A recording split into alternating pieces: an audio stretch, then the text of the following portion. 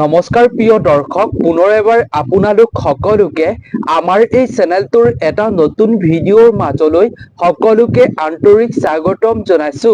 প্ৰিয় দৰ্শক, 22 জুন দেওবাৰৰ পৰা অম্বুবাচী তিথি আৰম্ভ হ'ব। এই তিথি প্ৰবৃত্তি হ'ব 22 জুনৰ পৰা আৰু নিবৃত্তি হ'ব এই তিথি 26 জুন তাৰিখে। গতিকে এইকেইটা দিনৰ পাশে দেখা পায় এইসমূহ বস্তু, লগতে যদি আপুনি সপোনত দেখা পায় এনে কেইটামান বস্তু, তেতিয়াহ'লে আপোনাক ধনৱান হোৱাৰ পৰা কোনেও ৰখাব নোৱাৰিব। দেৱীৰ আপুনি পৰম কৃপা দৃষ্টি পাবৰ বাবে সক্ষম হ'ব পাৰিব। কোনেও আপোনাক বাধা দি ৰাখিব নোৱাৰিব দেৱীৰ কৃপা দৃষ্টি লাভ কৰাৰ পৰা। আপুনি মা কামাখ্যা দেৱীৰ পৰম কৃপা দৃষ্টি লাভ কৰি জীৱনত থকা আপোনাৰ সকলো সমস্ত পাপ খণ্ডন কৰিব পাৰিব। লগতে আপুনি জীৱনৰ বিভিন্ন সমস্যা দূৰ কৰিবলৈ সক্ষম হ'ব পাৰিব। আৰ্থিকভাৱে আপুনি ধনৱান হৈ পৰিব অতি কম দিনৰ ভিতৰতে। প্ৰিয় দৰ্শক, অসমৰে গুৱাহাটীৰ নীলাচল পাহাৰৰ বুকুত অৱস্থিত মা কামাখ্যা দেৱীৰ মন্দিৰ হৈছে 51টা শক্তিপীঠৰ ভিতৰত অন্যতম শক্তিপীঠ। কোৱা হৈছে যে গোৱাৰ ভিতৰত যদি আপুনি আপোনাৰ ঘৰৰ গুৱাহাটী নীলাচল পাহাৰৰ বুকুত দেৱী সতীৰ যৌনি অংশটো পৰিছিল। এইবাবেই প্ৰিয় দৰ্শক, যিখিনি ঠাইত দেৱী পাৰ্বতীৰ যৌনি অংশ পৰিছিল সেই ঠাইভাগতে কামাখ্যা মন্দিৰ স্থাপন কৰা হৈছিল। আৰু প্ৰতি বছৰে আহাৰ মাহৰ 7 তাৰিখৰ পৰা এই মন্দিৰত এখন ডাঙৰ মেলা অনুষ্ঠিত হয়। এই সময়খিনিত ধৰিত্ৰী দেৱী ঋতুস্ৰাৱ হয় বুলি কোৱা হয়। বহুতো ৰীতি নীতি এই সময়খিনিত মানি চলিবলৈ পৰামৰ্শ দিয়া হৈছে।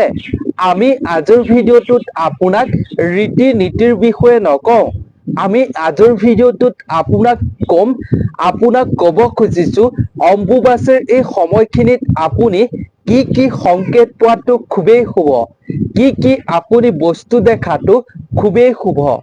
আজিৰ ভিডিঅ'টোৰ মূল বিষয়বস্তু হৈছে এইটো। যদিহে আপুনি এই 3টা দিনত এইসমূহ বস্তু দেখা পায়, তেতিয়াহ'লে আপুনি কোনো দ্বিতীয় ব্যক্তিক কেতিয়াও নক'ব।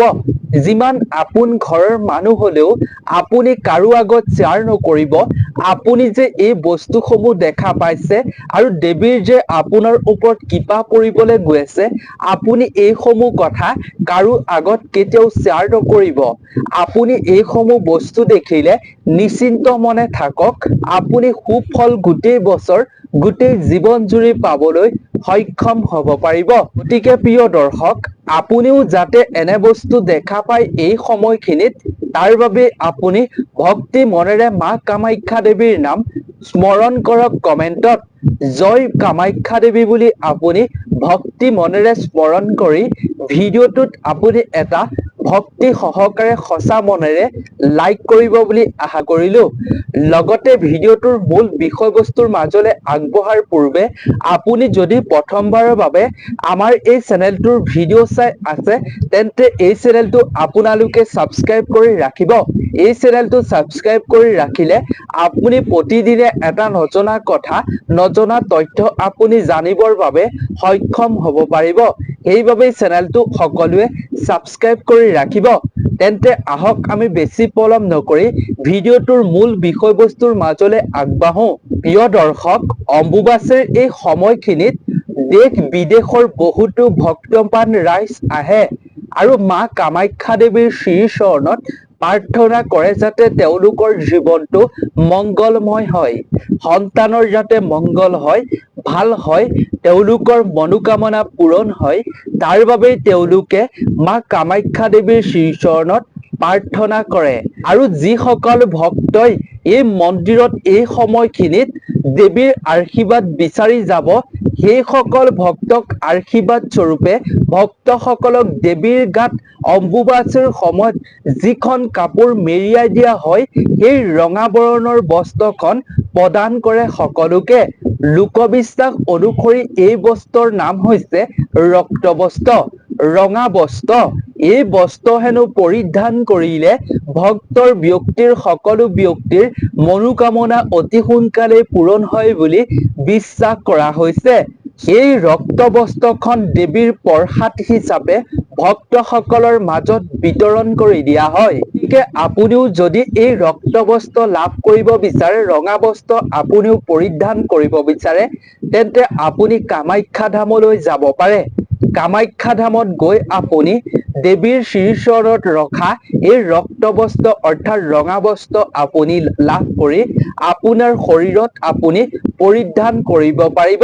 কোৱা হৈছে এই বস্ত্ৰ ধাৰণ কৰিলে, পৰিধান কৰিলে বিভিন্ন সমস্যাও দূৰ হয় জীৱনৰ পৰা, লগতে মনৰ ইচ্ছাসমূহ পূৰ্ণ হয় বুলি কোৱা হৈছে। দেৱীৰ শ্ৰীচৰণত ৰখা এই ৰক্তবস্ত্ৰখন হেনো নিজৰ শৰীৰত পৰিধান কৰিলে বহুতো বেমাৰ আজাৰৰ পৰা মুক্ত হ'ব পাৰি। দেৱীয়ে দুঘাত মেলি কৃপা প্ৰদান কৰে বুলি কোৱা হৈছে। আপুনিও লাভ কৰিব পাৰে কামাখ্যা ধামলৈ গৈ এই ৰক্তবস্ত্ৰ। প্ৰিয় দৰ্শক, অম্বুবাচীৰ এই সময়খিনিত আপুনি যদি আপোনাৰ চাৰিওফালে এনে বস্তু দেখা পায়, তেন্তে খুবেই শুভ বুলি শাস্ত্ৰত কোৱা হৈছে। লগতে আপুনি সপোনতো দেখাটো খুবেই শুভ বুলি কোৱা হৈছে শাস্ত্ৰত। গতিকে আহক, কি বস্তু আমাৰ চাৰিওফালে দেখাটো শুভ আৰু আমি সপোনত কি বস্তু দেখাটো এই সময়খিনিত খুবেই শুভ, তাৰ বিষয়ে আমি এইবাৰ সুন্দৰভাৱে জানি লওঁ। প্ৰিয় দৰ্শকসকল, অম্বুবাচীৰ এই সময়খিনিত আপুনি আপোনাৰ ঘৰৰ আশে-পাশেই হওক বা আপোনাৰ ঘৰৰ ভিতৰত থকা বস্তুৱেই হওক, আপুনি যিকোনো পবিত্ৰ বস্তু, শুদ্ধ বস্তু আপুনি দেখাটো খুবেই শুভ বুলি কোৱা হৈছে। সেয়া লাগিলে আপোনাৰ চাৰিওফালেই দেখক, নাইবা আপুনি সপোনতেই দেখক। তেনে বস্তু যদি আপুনি এইকেইটা দিনত দেখা পায়, তেতিয়াহ'লে আপোনাৰ জীৱনলৈ ভাল দিন অহাটো একেবাৰে নিশ্চিত। দৰ্শক, লগতে যদি আপুনি এই অম্বুবাচীৰ সময়খিনিত আপুনি যদি সপোনত ভাল সপোন দেখা পায় বা শুভ বস্তু দেখা পায়, পবিত্ৰ স্থান দেখা পায়, তেন্তে এই সংকেতসমূহে আপোনাৰ জীৱনলৈ ভাল দিন কঢ়িয়াই আনিব, আপোনাক ধনৱান কৰি তুলিব। আপুনি এনে সপোন দেখিলে দেৱীৰ কৃপা দৃষ্টি পোৱাটো একেবাৰে নিশ্চিত। প্ৰিয় দৰ্শক, কেৱল ইমানেই নহয়, যদি আপুনি অম্বুবাচীৰ এই সময়খিনিত আপুনি যদি সপোনত চন্দ্ৰৰেখা দেখা পায়, তেতিয়াহ'লে আপোনাৰ জীৱনটো উজ্জ্বল হৈ পৰিব বুলি কোৱা হৈছে। আপোনাৰ বাবে খুবেই মংগলদায়ক বুলি কোৱা হৈছে শাস্ত্ৰত।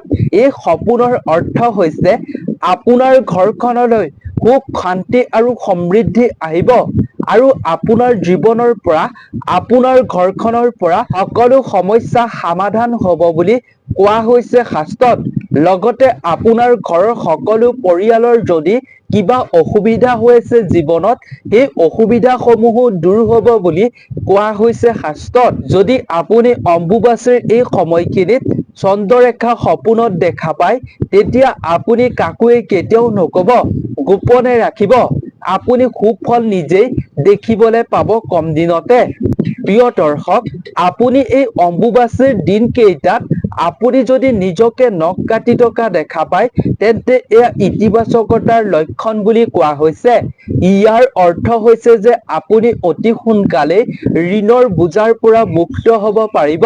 এই সপোনে আপোনাক আৰ্থিকভাৱে উন্নত কৰি তুলিব পাৰে বুলি শাস্ত্ৰত কোৱা হৈছে। এনে সপোন যদি আপুনি এই অম্বুবাচীৰ সময়খিনিত দেখা পায়, তেতিয়াহ'লে আপোনাৰ জীৱনৰ পৰা সকলো আৰ্থিক সমস্যা দূৰ হ'ব বুলি সপোন শাস্ত্ৰত কোৱা হৈছে। লগতে প্ৰিয় দৰ্শক, আপুনি যদি নিজকে আকাশত উৰি থকা দেখা পায়, তেতিয়াহ'লে এইকেইটা দিনত অত্যন্ত শুভ বুলি কোৱা হৈছে। ইয়াৰ অৰ্থ হৈছে যে আপোনাৰ জীৱনত চলি থকা সকলো সমস্যাৰ পৰা আপুনি মুক্ত হ'ব পাৰিব আৰু আপুনি দেৱীৰ কৃপাত অতি সোনকালেই সঠিক পথ বিচাৰি উলিয়াব পাৰিব আৰু আপুনি জীৱনৰ সফলতাৰ ক্ষেত্ৰত দেৱীৰ কৃপাত আগবাঢ়ি যাবলৈ সক্ষম হ'ব পাৰিব। কেৱল প্ৰিয় দৰ্শক ইমানেই নহয়, অম্বুবাচীৰ এই সময় 3 দিনত যদি আপুনি সপোনত বৈ থকা নদী দেখা পায় তেন্তে শুভ বুলি সপোন শাস্ত্ৰত কোৱা হৈছে। স্বপ্ন শাস্ত্ৰৰ অনুসৰি যদি আপুনি বৈ থকা নদী দেখা পায় সপোনত তেন্তে ইয়াৰ অৰ্থ হৈছে আপুনি অতি সোনকালেই জীৱনত এক নতুন শক্তি লাভ কৰিবলৈ গৈ আছে। দেৱীৰ কৃপা লাভ কৰি আপুনি বহুতো সুখবৰ পাবলৈ সক্ষম হ'ব পাৰিব। কৰ্মস্থলীত আপোনাৰ পদোন্নতি হোৱাৰ সম্ভাৱনা আহি পৰে এনে সপোন দেখা পালে।